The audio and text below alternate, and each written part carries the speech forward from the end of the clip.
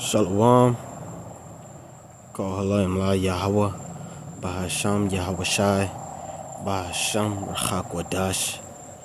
Double honors unto our apostles and elders of Great Millstone that rule well. Much peace and blessings to all you sincere Akim out there that's pushing this 100% truth with all sincerity, faith, and with charity. This is your brother Osh from the Great Millstone Miami Camp, coming back with another lesson through the spirit and power of Yahweh Bahasham Yahweh Shai.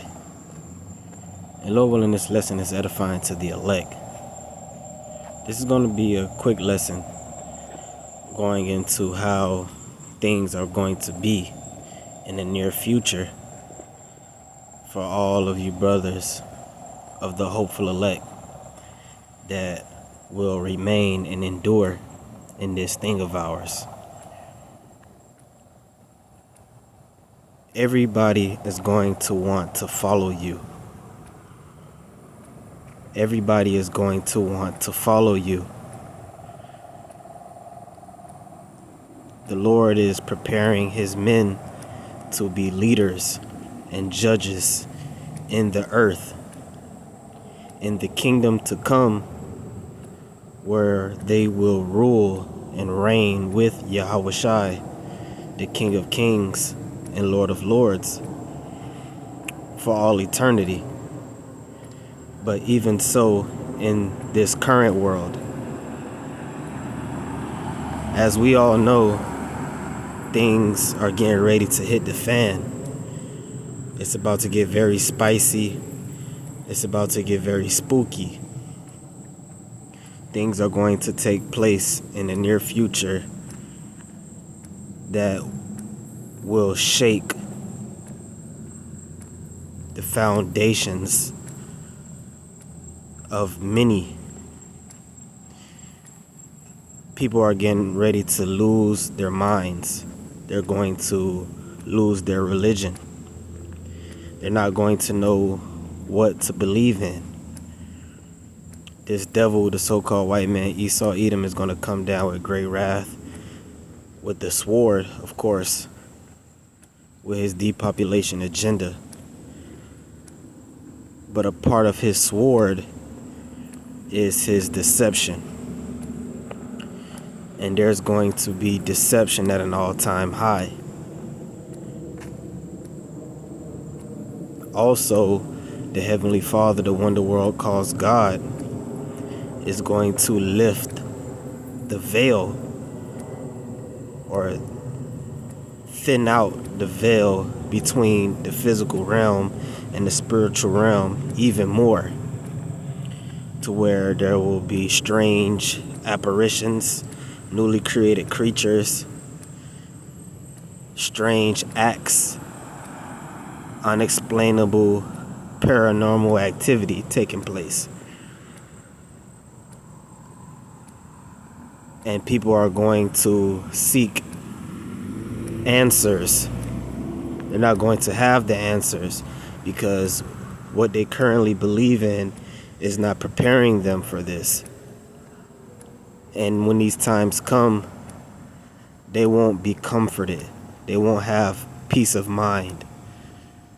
But as the scriptures say in 2 Timothy, I have not given you, the Lord has not given us, rather,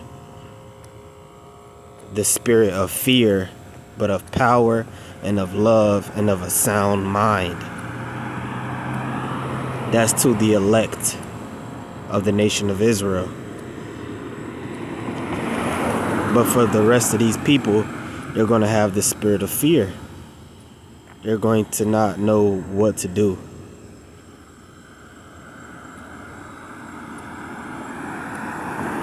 And we know that those of us that have this truth will be persecuted, we will be demonized. But when these different things take place, it's going to be undeniable that the Lord is dealing with his servants. Just off the simple fact that you brothers won't be bugging out. You're going to have your head on straight. You're going to be cool, calm, and collected. That right there is going to be the token or the sign that the Lord is with you and was with you the whole time. That right there is going to validate everything that we've been saying, starting with our apostles and elders from day one. And don't even begin with spiritual power. The Lord working these different signs and miracles through his men, because that's going to be a big part of these strange signs and wonders that are going to take place. That's going to be a big part of the Lord thinning or removing that veil between the spiritual realm and the physical realm.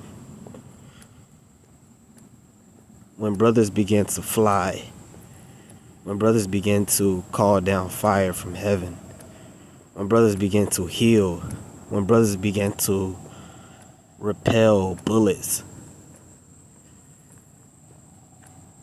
it's going to be undeniable that the Lord is with you, brothers. That the Lord is with us. Lord willing, not be part of that number.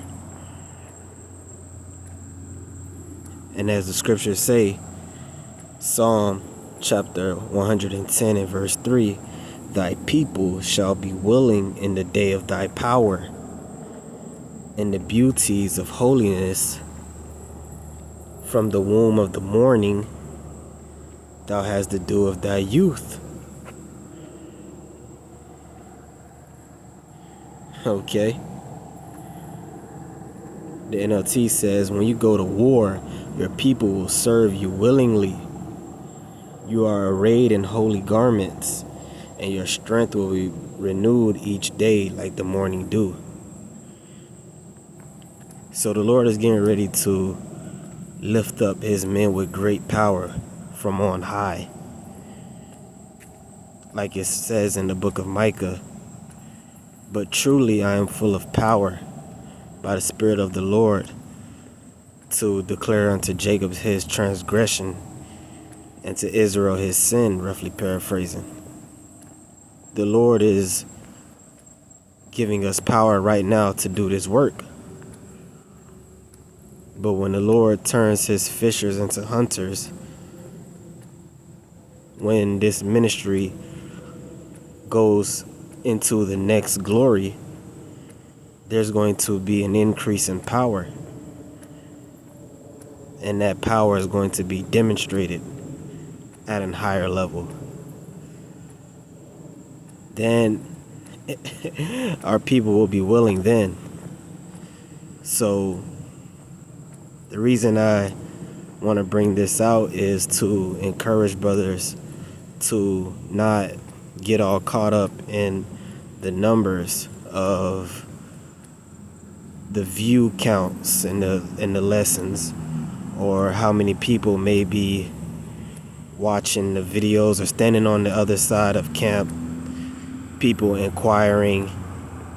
You may think about the city that you reside in, the city you hold camp in, and you may think to yourself, it has to be more members of the hopeful elect than the brothers that are in the camp or on the outside of the camp. And there is. And just because they're not around at this moment doesn't mean that the Lord can't raise them up overnight through miracles being wrought by you brothers. The Lord is establishing the order within his nation. Okay? The Lord wants it to be when the elect are delivered, you're going to have people saying that they made it because they believed on the word of the prophets, or maybe because they helped the prophets, And you're going to have men that make it because they actually are the prophets. And they were actually on the forefront, the front lines with their boots on the ground for years, toiling and laboring without seeing any fruit, having their faith tested, being battle tested for years. That's going to bring a different form of glory.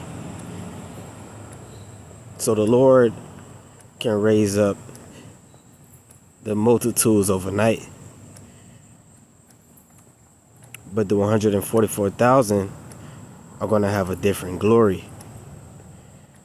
Okay? Remember, you read the book of Acts. We read the book of Acts, and the Lord spoke of how you had people, thousands here, thousands there, being added to the church within days, within a day, after certain miracles were performed. That's getting ready to take place again. Okay?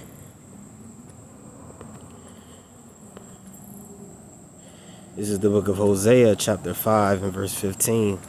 I will go and return to my place till they acknowledge their offense and seek my face. All right, the Lord is going to go and return to his place, which he's at his place right now. And he's getting ready to hide himself even further when Esau comes down with great wrath, when the doors of mercy begin to be shut, when all hell breaks loose. And us brothers are not going to be easily accessible like that. But people will be looking for us. That's the point. I'm not saying everybody's going to be able to follow us, but everybody's going to want to. Okay? That's the point. Everybody's going to want to. But the Lord is only going to have mercy on a few to actually be able to find the brothers and actually be accepted in that day. That's how they're going to seek the Lord's face, by seeking his prophets. Okay? How they going to acknowledge their offense? By saying, yeah, those men were right the whole time. We were wrong. We were scoffing and mocking, but they had the truth. That's why Isaiah 4:1, these women they gonna ask for their reproach to be taken away, because they know, or they will know, and they will admit that they were operating in pride before. Okay? In their affliction, they will seek me early. Okay? In their affliction, they will seek me early. And Salakia for the frogs in the back. I'm about some water right now. The NLT says, then I will return to my place until they admit their guilt and turn to me. For as soon as trouble comes, they will earnestly search for me. You see that? They're going to earnestly search for Yahweh B'Shem Yahushai. And how they're going to search for Yahweh B'Shem Yahushai? Again, by searching for his men. Searching for his prophets.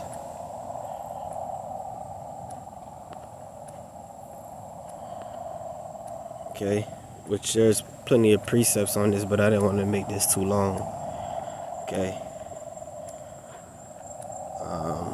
Let me get to the point on this. This is Zechariah chapter 8 and 23. Thus saith Yahweh of hosts, in those days it shall come to pass that 10 men shall take hold out of all languages of the nations, even shall take hold of the skirt of him that is a Jew, saying, we will go with you, for we have heard that God is with you. You see that? So you're going to have men wanting to follow you, women, right? It's Isaiah 4:1. Older women, widows, children that may have lost their parents, people with children. You're going to be a leader, an actual leader. Okay, that's why it's good to operate with diplomacy, even now. Learning how to talk to people, learning how to read spirits, discern, not carrying ourselves as niggas or as these people in the world.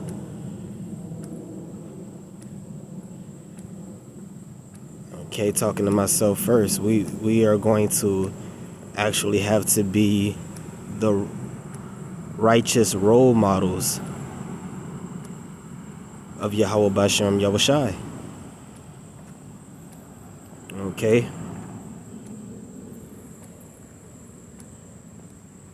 When we come out on the streets and do the work, when we do these lessons, we're talking the talk. But on our day-to-day is when we really walk the walk. And when these times come, that's when it's going to be put to the test if we can really walk the walk. And it won't be easy. It's going to be stressful. It's going to come with trials. But the Lord is going to be with his men. And the Lord is going to continue to pour out his spirit. Okay? As a matter of fact, I believe this is in a couple chapters over. As a matter of fact, is that Zechariah 12?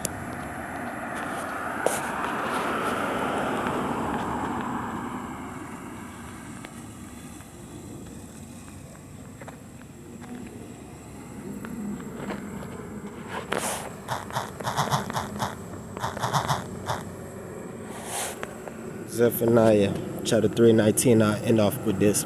This is Zephaniah 3:19. Behold, at that time I will undo all that afflict thee.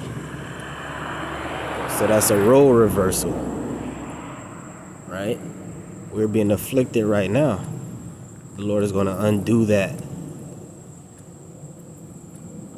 And I will save her that halteth, and gather her that was driven out. Who's that's talking about? The elect. We're outcasts right now. We're black sheep.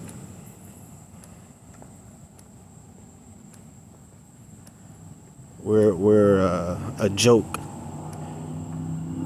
to a lot of these people, right? It says, and I will get them praise and fame in every land where they have been put to shame. Okay? The NLT says, and I will deal severely with all who have oppressed you. Wow. Deal severely. So we're getting ready to see a lot of the enemies of you brothers out there be judged very harshly, as the scriptures say.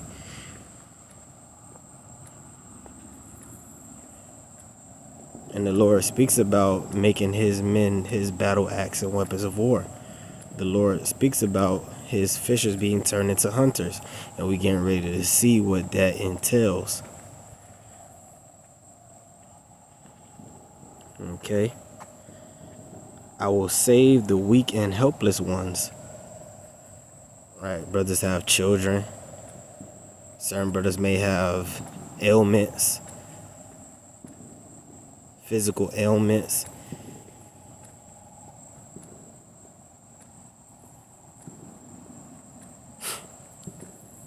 I will bring together those who are chased away. I will give glory and fame to my former exiles. That's us. We're exiles.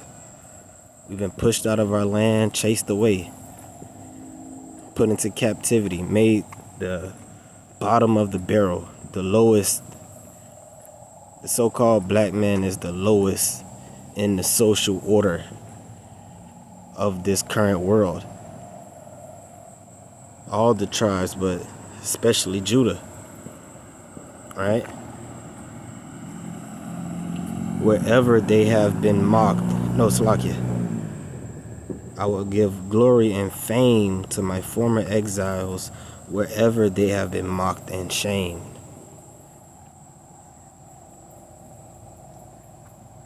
So that shows you on this side, this is where we have been mocked and shamed. And we know Babylon is going to be destroyed. So when will that glory and fame come in the land where we have been mocked and shamed? It has to come on this side. It has to come before the missiles come. This is where we have been mocked and shamed the greatest. Here in Babylon, here in America. So things is getting ready to go completely 180. From being chased away to being sought after, to follow, to being rejected, from being rejected to being begged for. And it's all going to be for the glory of Yahweh Ba'ashem Yahushai. Okay, so that's just something I wanted to go into real quick. Lord willing, it was edifying. With that, I'm going to give all praises, honor, and glory to Yahweh Ba'ashem Yahushai. To the next one, Shalom.